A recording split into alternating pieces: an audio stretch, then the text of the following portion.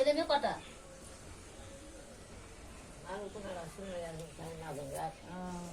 তোমায় কেউ খেতে দেয় না?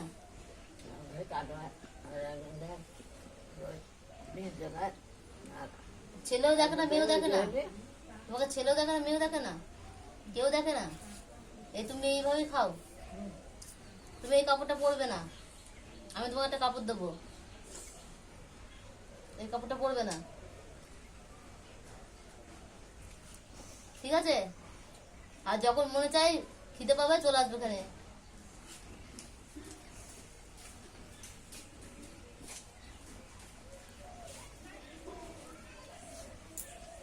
নিজের মনে করে চলে আসবে।